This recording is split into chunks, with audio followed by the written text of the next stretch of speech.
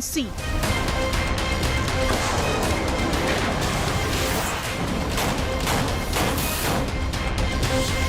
India puts ship attackers on notice. Top focus on 5 Line.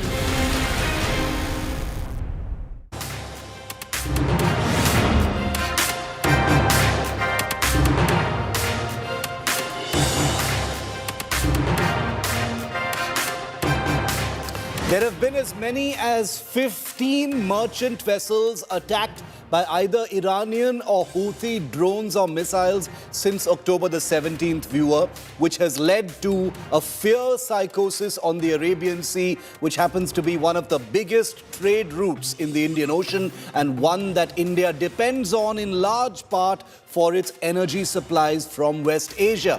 Now, with at least 2 ships on the same day, December the 23rd, being attacked, including one that was headed to Mangaluru from Saudi Arabia, the Indian Navy has decided it needs to put up the pressure and act as a deterrent in the Indian Ocean and the Arabian Sea in particular. And that's why this is one of the most aggressive deployments by the Indian Navy in recent times. I'm going to tell you how this works and why this is still a threat to India. I'm Shiv, this is 5 Live. Let's go straight to the headlines first. Politics speaks over Ram Mandir invitations after CPM bigwigs to skip the temple consecration event. BJP says those who get a divine calling will come, the others can give it a miss. सरकार का कोई एक religious affiliation होगा नहीं, होना नहीं चाहिए. अब इस तरीके से इसकी राजनीतिकरण जो कर रहे हैं उसके खिलाफ है हम, तो इसलिए हम जाएंगे नहीं उसकी. BJP slams Akhilesh Yadav after Samajwadi Party leader Swami Prasad Maurya provokes, calls Hindu religion a fraud. BJP asks, why is the India alliance against Hindus? After Mamata proposes Kharge as PM face, Sharad Pawar says no need for an India alliance PM face. Says in the 70s, the opposition didn't project a PM face and still defeated Indira Gandhi. Tamil Nadu flood politics escalates. Finance Minister Nirmala reviews flood situation, chairs meeting with officials, ruling DMK seeks central funds for floods. Conman Sukesh Chandrasekhar's jailhouse debauchery. He pesters Bollywood diva Jacqueline Fernandez from Tihar jail. Creepy messages from jilted Sukesh. You'll see them on India Today.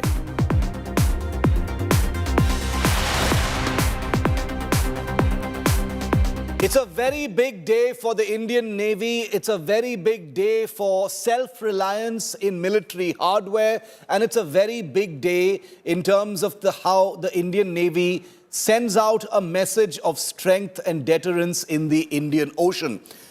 An indigenous stealth-guided missile destroyer significantly named INS Imphal after the capital of the state of Manipur was today commissioned into service. This is the beautiful ship up close through India Today's cameras. This is in Mumbai, where the ship has just been handed over to the Indian Navy. It goes from being called just Imphal to INS Imphal, where INS stands, of course, for Indian Naval Ship. Imphal holds the distinction of being the first warship named after a city in the Northeast, highlighting the importance of the region for national security and prosperity. INS Imphal being commissioned into service today is of particular importance because of what has been happening in Manipur this year as well. Well, before anyone tries to read too much into the name Imphal was decided long before the unfortunate and tragic situation erupted in Manipur earlier this year. But INS Imphal will be the first of her name in Indian naval service. And isn't she a handsome ship? This is a warship that boasts of a very high level of indigenous homegrown content, approximately 75%. This includes not just the ship itself, but the BrahMos surface-to-surface missiles, medium-range surface-to-air missiles, anti-submarine indigenous rocket launchers, and 76mm super rapid gun mount. That's the main gun you see on the ship's deck. Now, this is a ship that has been designed entirely in India. The engines are from abroad. Some of the other systems, including the main radar, are from Israel, but 75% of this amazing destroyer are completely indigenous, and it goes a long way in helping the Indian Navy and the Indian military at large achieve elusive self-reliance, Atmanirbharta in defense goals.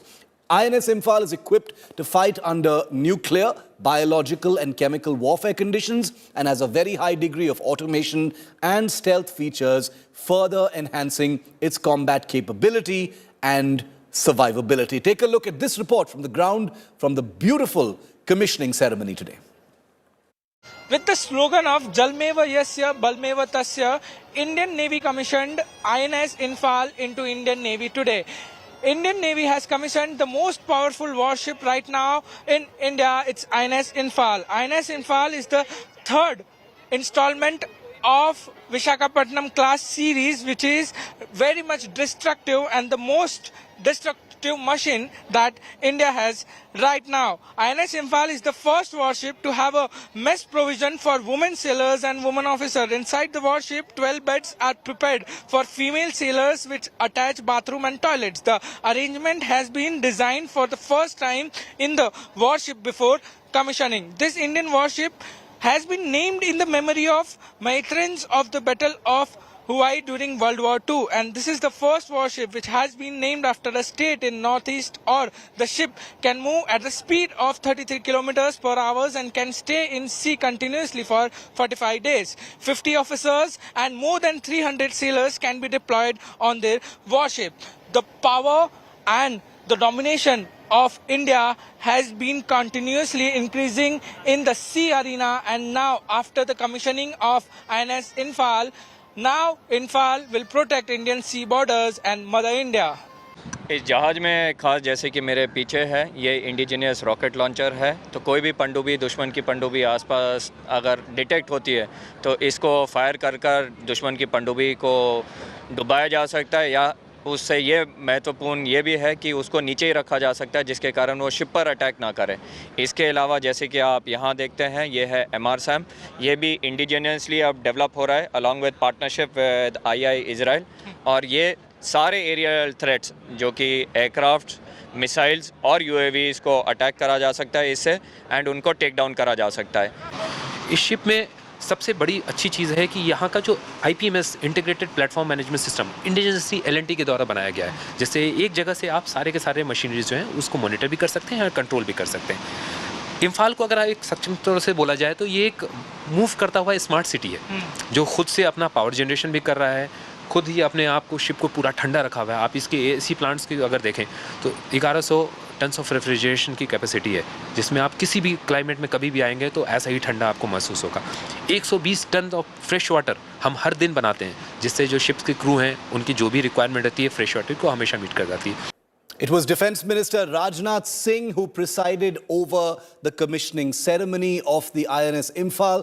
While speaking at the induction ceremony, the Defence Minister made a very big related statement. Remember, INS Imphal is a frontline warship. It's not a showpiece. This is an instrument of combat. It's an instrument of war. And the true strength in a ship of this kind, of course, is if it never needs to be used. The very idea that India has a ship like the Imphal should work as a deterrent. And this is of special significance today and this week especially, because Indian ships and Indian merchant vessels and merchant vessels carrying trade for India have been under attack in West Asia, in the Red Sea, in the Arabian Sea by Iran and the Houthi rebels. They've been firing drones, they've been firing missiles at merchant ships in order to send out a message to Israel and create a situation where shipping traffic cannot enter the Persian Gulf and the Red Sea and reach countries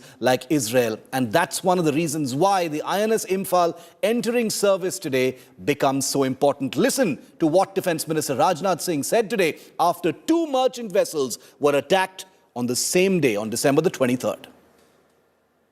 आजकल समुद्र में हलचल कुछ ज्यादा बढ़ गई है। भारत की बढ़ती आर्थिक और सामरिक ताकत ने कुछ ताकतों को ईर्ष्या और द्वेष से भर दिया है। अरब सागर में हाल में हुए यमवी चैम प्लूटो पर ड्रोन हमले और कुछ पहले लाल सागर में यमवी साईं बाबा पर हुए हमले को भारत सरकार ने बहुत ही गंभीरता पूर्वक लिया है। भारतीय नौसेना ने समुद्र की निगरानी बढ़ा दी है। जिन्होंने भी इस हमले को अंजाम दिया है उन्हें हम सागर तल से भी ढूंढ निकालेंगे और उनके खिलाफ कठोर कार्रवाई की जाएगी। मैं यह आपको आश्वस्त करना चाहता हूं। नेशनल इंटरेस्ट में हमारे ग्लोबल ट्रेड का एक बहुत बड़ा महत्व होता है, इसलिए हमारे लिए जरूरी हो जाता है हम अपनी स्ट्रांग नेवल कैपेबिलिटी को डेवलप करें। INS इम्फाल भारत की बढ़ती समुद्री ताकत को दिखाता है और मुझे पूरा विश्वास है कि इंडो पैसिफिक रीजन में INS इम्फाल जलमेव यस्य बलमेव तस्य, यानी जिसका जल उसका बल कि हमारे सिद्धांत को और मजबूती प्रदान करेगा। INS इम्फाल का भारतीय नौसेना में शामिल होना रक्षा क्षेत्र में भारत की आत्मनिर्भरता का यह जीता जागता प्रमाण है।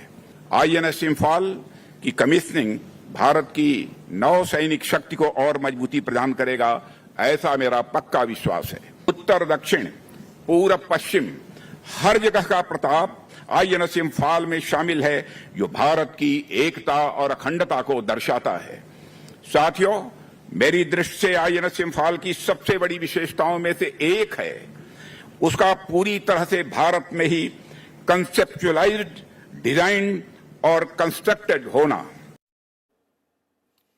The Indian Navy has responded because this is the Indian Navy's area of influence. This is the Indian Ocean region. The Arabian Sea is where much of our trade comes from, especially in terms of energy and oil. And that's the reason why the Indian Navy, which usually deploys maybe one ship in the Persian Gulf and in the Arabian Sea for deterrent operations, now has 3 stealth destroyers, all operating in the Arabian Sea. There is the INS Kolkata, INS Mormugao and INS Kochi. 3 very, very advanced, homegrown, stealth guided missile destroyers are all now patrolling the Arabian Sea. They are also being aided in their operations by a P-8I aircraft, which is a Boeing 737 submarine hunter, long-range surveillance aircraft that is conducting surveillance operations. So this is the Indian Navy baring its fangs and sending out a message on behalf of the free world, really,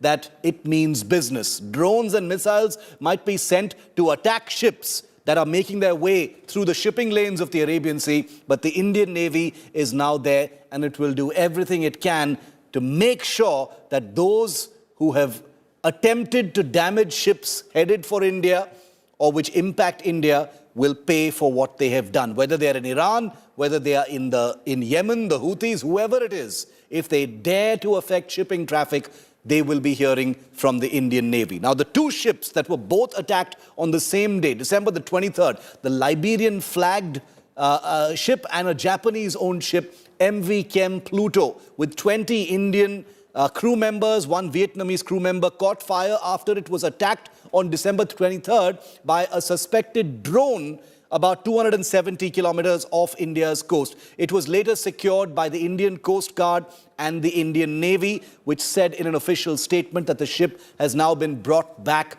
to an Indian port. Elsewhere in the Red Sea, on the same day, Yemen's Iran-backed Houthi rebels carried out a string of drone missile attacks in solidarity with Palestinians in Gaza, where Israel is battling Hamas terrorists. The US Central Command says the vessel called MV Sai Baba was targeted by a drone launched by Houthi militants in the southern Red Sea, which is just near the Persian Gulf. This also happened on December the 23rd. A large part of Indian trade, viewer, let me repeat once again, passes through this area, and that's why this impacts India directly. Now, let me just give you some data about why this has become so serious and why the Indian Navy has deployed 3 destroyers.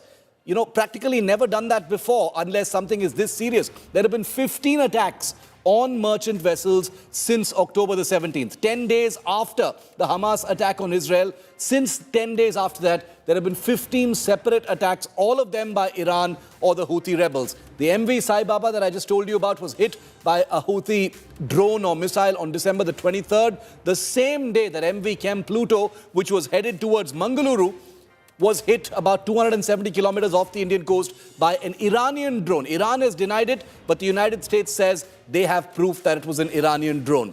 Earlier, on December the 14th, the MV Ruin was hijacked on December the 14th. So these are just 3 examples among 15 warships that have either been attacked or hit by drones or hijacked in just the last couple of weeks. So things are very, very precarious in the Arabian Sea, Persian Gulf area. And that's the reason why the Indian Navy, which has just welcomed a brand new destroyer into service, has deployed 3 of its homegrown destroyers in the Arabian Sea.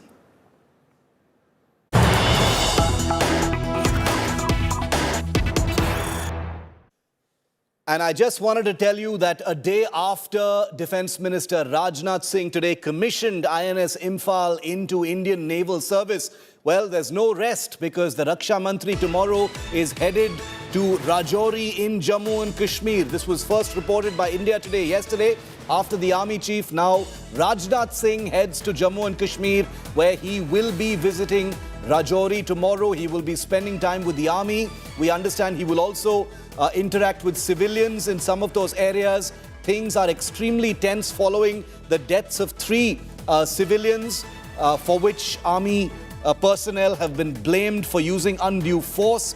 Day 7 of the counter-terror operations in Rajouri and Poonch are currently underway. Remember, no terrorists have so far been found or killed in an encounter and an ambush that has seen 4 army men being killed, 3 civilians being killed in possible retaliatory attacks, but no terrorists have so far been found or eliminated. Rajnath Singh is expected to also chair a high-level security review meeting when he is in Jammu tomorrow. Let's go straight across to India Today's Sunil Ji Bhatt for more on the story.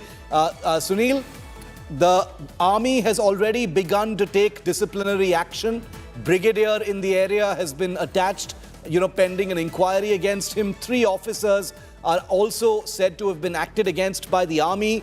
The fact that Rajnath Singh goes there 2 days after the army chief went there means that the government is taking this extremely seriously, because this is very sensitive still and could still spiral out of control. So for Rajnath to be there is important. We understand, apart from meeting the army, Sunil, he might also interact with some people from the villages. Is that true? Absolutely, Shiv. That's the information we have got, that Raksha Mantri Rajnath Singh, his agenda for this visit is to review the security measures, review the ongoing anti-terror operation that is going on in the twin border districts of Rajouri and Poonch. But he's also likely going to reach out to the civilians. He's going to reach out to the people of Rajouri and Poonch, particularly after what happened to those 3 civilians. Their dead bodies were found under mysterious circumstances, and then there were allegations of human rights violations against the army. The damage control has been done. Army has acted swiftly and promptly. A brigadier level officer has been attached, and similar action has been taken against 3 more officers. So army has sent out a very stern message that they are not going to tolerate any breach of protocol, SOPs or the standards of the Indian Army. So Raksha Mantri Rajnath Singh's visit assumes great significance, because this comes after the visit of Army Chief General Manoj Pandey. And as you said, that it's clear that whether it's the security establishment or the defense ministry, they have taken the recent developments in Rajouri and Poonch very seriously. There is a strategy that is being developed to ensure that the terrorists that are hiding in the forest belt of Dera Ki Gali, Baflias, that these terrorists are traced and eliminated as soon as possible. But a strategy is also being developed to win the hearts and minds of the people in the region, because the Indian Army has invested immensely in winning hearts and minds of the people under Operation Sadbhavna. Or even the Indian Army has carried out developmental work both in the Kashmir Valley and in the far-flung areas of Jammu region. Shiv, you have been to Rajouri, Poonch, you have been to many parts of the Kashmir Valley, and you have seen the kind of work Indian Army has done to win the hearts and minds of the Undoubtedly. people. But aberrations like these, definitely cause a severe dent, and that is why damage control is being done. And that's also the reason why, Sunil and his team, we here are going to continue to ask the tough questions. We are fully conversant with how sensitive operations can be, but accountability needs to be fixed. These are our own citizens. The terrorists must be eliminated. We will continue to track that story very, very closely. Sunil, thank you very much for that update. Now, viewer, I wanted to use a few minutes on my show today to bid farewell to an army officer you've perhaps never heard of, Lieutenant Colonel KBS Singh Nut. He was commissioned into the Territorial Army in 2013 after a 20-year career in the Indian Army. 2 years into his second stint in uniform, in November 2015, Colonel Nut was part of a search operation in North Kashmir's Kupwara. During one particular part of the search operation in the densely forested Hajinaka village area, Colonel KBS Singh Nut and 3 of his soldiers came under fire from a terrorist who was hiding there. Without a second thought, Colonel Nut sprang forward and pushed all 3 soldiers backwards, saving their lives in the process. But in doing so, the officer took a bullet straight in his face, in fact, in his jaw. He didn't fall. He remained standing, changed position, and continued firing from extremely close range, dangerously close range, until that terrorist had been eliminated. All the while, the officer was issuing instructions to his soldiers to remain out of the line of fire while he took care of business like a true leader. His valor ensured that the encounter ended without any casualties in the army, but the gunshot wound he sustained was a grievous one. The officer slipped into a coma, one that he would largely remain in for the next 8 years since 2015. Yesterday, this brave officer, Lieutenant Colonel KBS Nut, passed away. He is survived by his wife, 2 daughters, and his father, an army officer himself. For Colonel Nut, nothing came above saving lives, even at the cost of his own. Farewell, Colonel Nut, and thank you for your service. I'm very proud of my son. He has done his duty, fought with his injuries, and ultimately it was God's will which has happened. 8 ਸਾਲ ਲੜਦਾ ਰਿਹਾ ਆਪਣੀ ਬਿਮਾਰੀ ਨਾਲ WhatsApp ਦੇ ਵਿੱਚ status ਸੀ ਉਹਦਾ I do not know how my story will end, but no one will say I gave up. I can't explain कि ऐसे की फेस करता है होप से ठीक हो जाएंगे नहीं we are proud of it. And coming up next, a wandering tiger in eastern Uttar Pradesh's Pilibhit district has become a viral sensation, but the act of tranquilizing this big cat has set many tongues wagging, and not all in the right way. We're going to show you that full sequence next.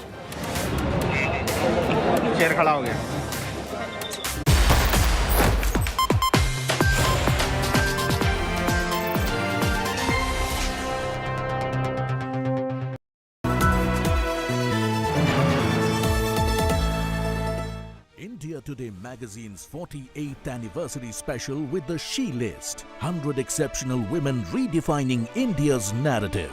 From leaders in business and politics to champions in education, health and sports. Witness their resilience and impact with India Today, making sense of India. Read the full issue of India Today magazine anniversary special. Log on to subscription.indiatoday.in.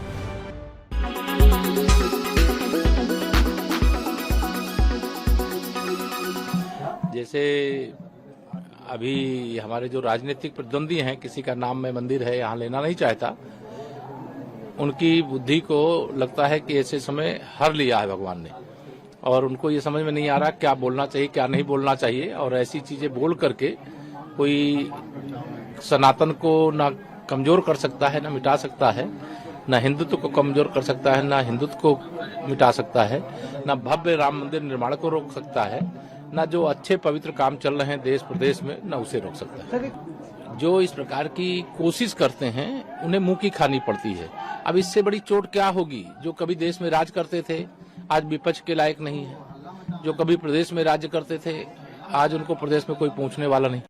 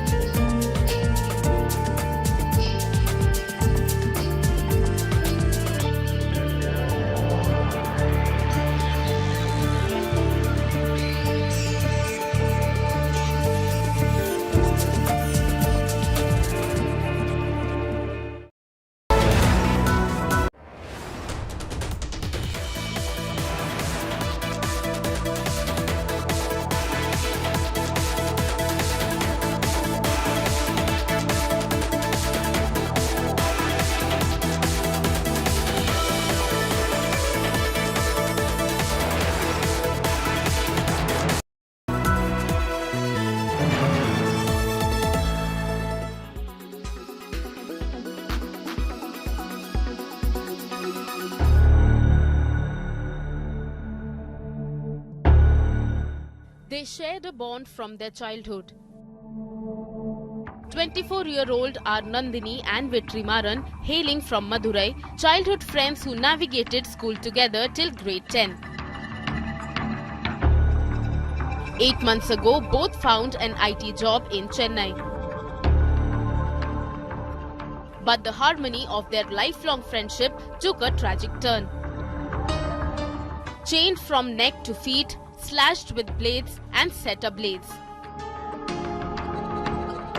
The alleged perpetrator, according to Chennai police, was none other than Nandini's childhood friend, Vetrimaran, a trans person identified as Pandi Maheshwari before her sex change operation.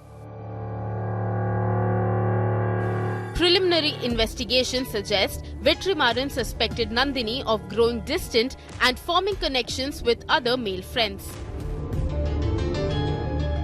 Under the guise of a birthday surprise, the suspect reportedly lured the victim to a secluded location, blindfolded her and launched a brutal and fatal attack.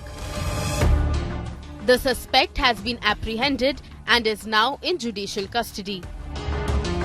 Bureau Report, India Today.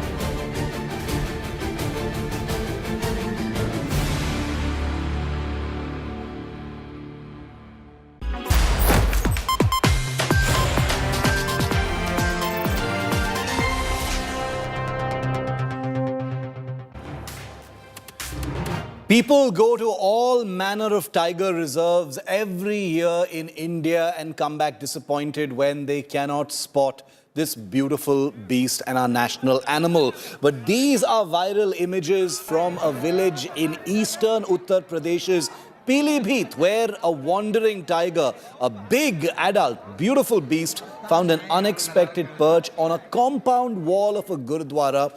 This was in Pilibhit. In the video of the incident that has surfaced online and, as you can imagine, gone completely wildly viral, the big cat can be seen standing on what appears to be a boundary wall of that Gurudwara. The animal was seen resting on that wall, chilling there for over 6 hours as a crowd simply gathered. Word then quickly spread, obviously. Huge crowd gathered in the vicinity, drawn by the unusual sight. Meanwhile, Forest Department officials thankfully have successfully tranquilized the tiger, but the images have still been quite upsetting. You can see one of the officials pulling the tiger by the tail. Was this the right way to tranquilize it, or are we simply in no position to really judge what was ultimately a difficult and delicate operation involving a big and, let's face it, dangerous, potentially dangerous beast to actually handle? Take a look at these pictures. रात के 2 बजे शेर कुत्ते के पीछे भागता हुआ आया है हमारे बरामदे तक, और यहाँ से वह कमरे में कुतिया घुस गई और बरामदे पे हम सो रहे थे। बरामदे पे हमने तुरंत अपनी मच्छरदानी थी हमारे पास में, डंडा उठा के हमने मारना चालू करा। बाघ मुसेरे भाई के पड़ोस में घर में घुस गया, वहाँ से इधर आया, इधर से हमने दोबारा करा, डंडे मारे इधर से, बीच दीवार है हमारी साझी दोनों भाइयों की, उस दीवार के ऊपर आके रात में बाघ बैठ गया। रात से रखवाई कर रहे हैं, पूरी रात हो गई हमें 2 बजे से। हम इसका जांच करके जो नियमानुसार कार्रवाई होगी हम करेंगे, इसको यहाँ से सुरक्षित यहाँ से लेके जाएंगे, और हमारी कोशिश ये है कि किसी को भी जान माल की हानि ना हो। सबसे पहले हम भीड़ पर नियंत्रण कर रहे हैं, जब भीड़ यहाँ से थोड़ी हट जाएगी उसके बाद हम कार्रवाई करेंगे। So this is the part where the animal had been shot with a tranquilizer gun, but it was still not completely unconscious. There they cover it with a tarp. It's still conscious, kind of stumbling, obviously groggy after being, hit with that tranquilizer dart. And then you see one of the officials gingerly walking towards it, yanking the poor beast by the tail. Thankfully, the tiger has been recovered safely and is under treatment right now. But these pictures from eastern Pilibhit, it's already become a bit of an internet meme where people have been wondering how they go to places like Corbett and Ranthambore and Panna and Sariska and never get to see a tiger. And here's a tiger right in the middle of human habitation. Now, viewer, it's one thing to enjoy these images, marvel at this beautiful beast, but it is my job to tell you that images of this kind are always a reminder of the collision in the habitat between humans and wild animals. Let us never forget, even for a moment, that it is humans that have encroached on the wild and natural habitat of animals, including tigers. Tigers have been sighted many times in the past in eastern Uttar Pradesh's Pilibhit. A great deal of sensitization already takes place in these areas for forest officials because tigers have in the past posed a threat, but it is sensitive to process this story not as something that is scary, but as something that is ultimately quite sad and quite troubling, because encroachment of wild habitat of tigers, remember, tiger is our national animal and is therefore symbolic by itself. India is the only country that has a national program called Project Tiger to save this beautiful beast and make sure it does not become extinct. And even though numbers have been promising in recent years, they are nowhere near the numbers required for tigers to be left alone and to be on their own. And therefore, images of this kind continue to go viral and continue to disturb me.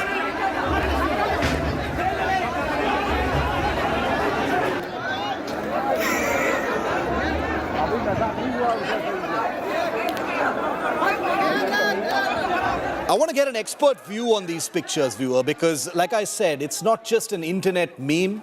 It's not just an internet or a social media story. What you're seeing in these pictures is something that is very serious. It's something that impacts the life of a wild animal. It impacts the lives of people living in these areas, and it impacts the lives, the situation as far as India's ecology and environment is concerned. So there are big questions here. Dr. Anish Andheria is president of the Wildlife Conservation Trust. Dr. Andheria, welcome. Thank you very much for your time on this story. I'm sure you've seen this video, sir. From Pilibhit of this tiger, sitting there, very, very majestically on that compound wall. Huge crowd gathers. We've seen it happen before in Pilibhit, actually. What did you think of this video? What does it tell us, sir? See, first of all, we have to understand the bigger issue. So we have 3,600 tigers in India. They are spread across 18 states, and we have about 54 tiger reserves. And nearly 3 million people live inside these tiger reserves. So there are 3 million people who live inside the buffer zones of 54 tiger reserves. So there is going to be an interface between large carnivores and people. It probably happens every week. I mean, there are tigers that enter villages or come to the farms around the villages pretty much on a daily basis. But when such an event happens during the day, if it happens in the night, nobody realizes. And because we work in several states, we have seen this happen because we have radio collared several tigers. We know how they move. So tigers are very, very stealthy. They don't come out in the open. So they mostly move around in the night. But when they come out like this in the day, there is what is called rubbernecking that happens, that people somehow, one-on-one, people are scared of large carnivores. However, when they are in a mob, they behave very differently. Every individual in that mob feels that he or she is insulated from the threat that is presented by this massive tiger. A tiger like this will weigh around 170 to 200 kgs.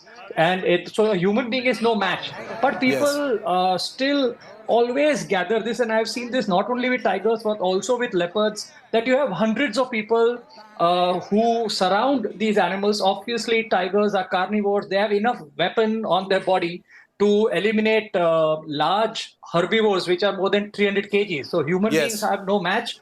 However, because of this, the tiger feels, this is a very unusual video because I feel that the tiger may not be 100% fit for a tiger to stay unperturbed like this on a wall with more That's what I was going to ask you. Why would the tiger do that? Exactly. So normally that doesn't happen. So when a tiger finds itself surrounded by people, invariably like a human being, the tiger will panic and it will try to rush out. In that process, it will have to go in one direction. And obviously there are people there. And because the first liners will be blocked by people behind them, there'll be more or less a stampede, and sometimes humans are injured, and eventually the tiger is killed. In this case, to have a tiger so relaxed is very unusual. So I feel that that animal, there are 2-3 things. One, this tiger is probably born to a female who lives in close proximity of villages. So when it was growing up, so it is a young tiger. It may not be more than 3.5 years. So this tiger would have seen human beings as it was growing. So it was relatively more accustomed to human presence than the tigers which are found deep inside the jungle. That's one. Second, if it is lost condition or it is not well, it can be in a situation like this where it has just no energy to do anything.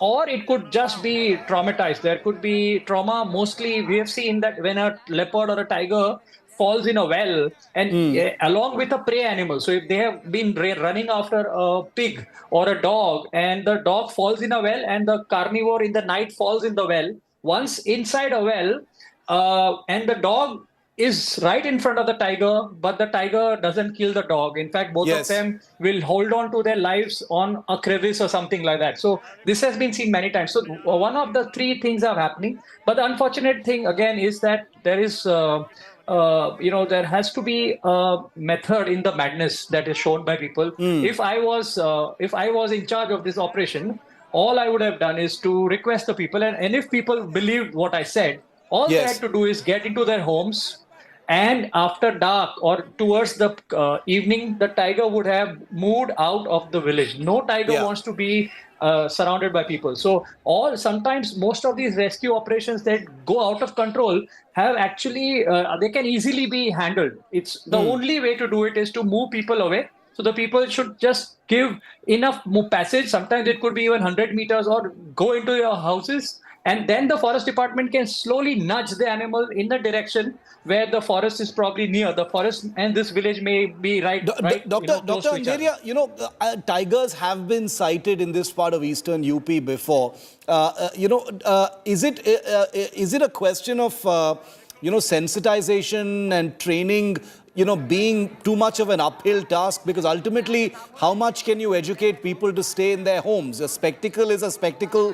People will come out to look at something like this. So is it on a case-to-case basis going to be difficult of this kind? Because even when you see the tranquilization, it seems to be done in a kind of clumsy manner. But I'm no one to judge, because it's the people on the ground who are taking the risk and doing that difficult job. So I don't want to sit here and judge those people for doing a difficult job. No, it's a good question. And I think if there are no people, then the veterinary doctor and the forest department will be able to handle this situation in a much better way. So I am also, like you, not in a position to comment on whether the team was well trained or not, because this is Uttar Pradesh, it is Pilibhit, it is near Nepal border. That area does have good density of tigers. But from my experience of Madhya Pradesh, Maharashtra, Karnataka, I've seen that the forest department people are well trained. The problem is that they really don't get a safe working distance between them and the animal because of too many people around.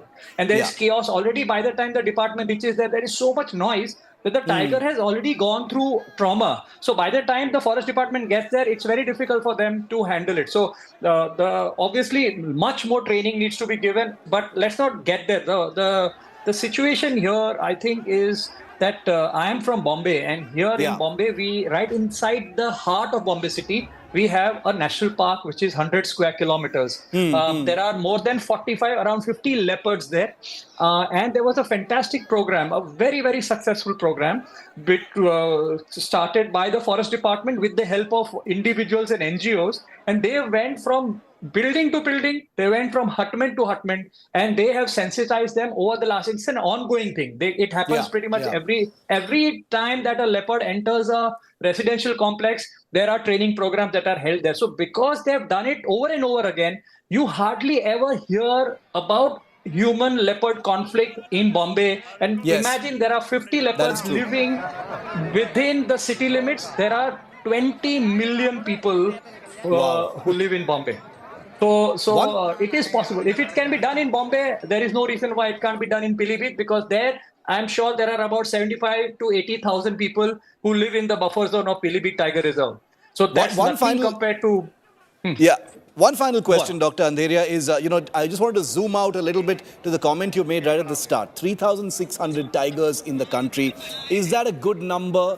Where are things at as far as, the tiger is concerned? What kind of numbers are we looking at? Where is the fight to save the tiger at this time? Tell us. So again, if I have 4 or 5 minutes, I can give you a proper answer. Please. Just understand that there are... So tigers are found in 13 countries. India has 75% of all tigers, which means there are about 4,500 tigers on Earth, of which 3,600 are in India. So definitely the remaining 12 countries have not even done even remotely as well as what India has done. So on that front, India gets 100 marks. But once the devil is always in the detail.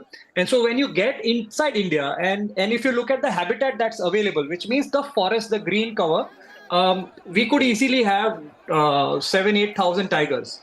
However, we only have 3,600 tigers. The reason here there are twofold. One is that there is forest degradation. So you have forests, but there is huge amount of people, and the dependence of people on the forest for fuel wood so that they can cook or be their livestock. So there are 1 billion cattle and livestock heads in India, and a lot of them are free ranging, so they're just left inside the jungle. So the forest quality has gone down. And the second reason is that there is no social acceptance for the tigers in some of the states. So this 3,600 numbers actually comes from 7 to 8 states.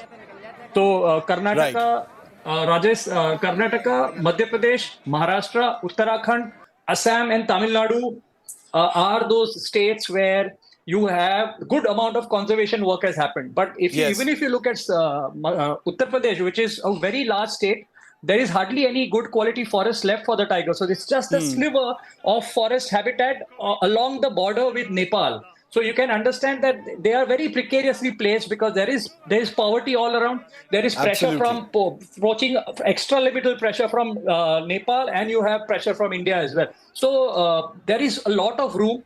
So if you leave these 7-8 states aside, you have tigers in another 11 states. So if those states follow what these 7 states have done, and they don't have to go out, because no other country can teach India what to do. India is already the best that there can be in terms of large mammal conservation. So all they have to do is replicate some of what they can do. Also remember that culture plays a big role. So India Yes. is a big country and the culture varies from place to place. So in some places where bush meat is still preferred, there is hardly any prey left inside the jungle. So you have good jungle, but there is no food. So the tiger who goes there will eventually feed on cattle and then it will get poisoned by the villagers because they don't want that kind of loss to happen. So I think India has huge scope. In the states where they have done well, I think the population is saturated, and those states are sending tigers because tigers do move a lot. Male tigers move when they are young, they migrate quite a bit. So they are sent. So in fact, the tiger from Maharashtra ended up in Odisha. There was a tiger again from Madhya Pradesh, from Kana, that ended up in Andhra Pradesh. So tigers can walk 700, 800, 900 kilometers if they have to. So they keep sending tigers out. But those states are not socially ready to accept them yet. So I think those things have to be changed. But India has huge potential, and we have pretty much not even 50% where we can be. We've learned a great deal, not even 50% of where we can be. Great potential.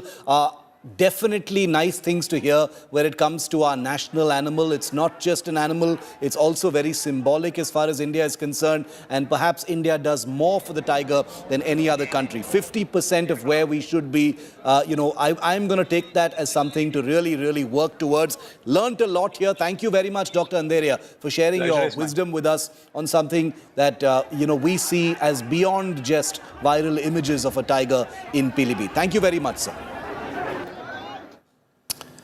And moving on now from tigers to something else entirely. Days after the release of Shah Rukh Khan's starrer Donkey, that portrays illegal immigration techniques called donkey flights, a real-life donkey incident apparently played out. A charter plane carrying 276 passengers, mostly Indians, was grounded in France for 4 days over suspected human trafficking. It has landed back in Mumbai early on Tuesday morning. As many as 25 persons, including 2 minors, had expressed the wish to apply for asylum and were still on French soil. The flight, which was operated by Romanian charter company Legend Airlines and bound for Nicaragua, which is in Central America, had landed at Vatry Airport in France on Thursday for a technical stopover en route from Dubai when the French police cracked down. Flights to Nicaragua or third countries where obtaining travel documents is easy have come to be known as donkey or donkey flights, which refers to the illegal immigration technique used for unauthorized entry into those countries.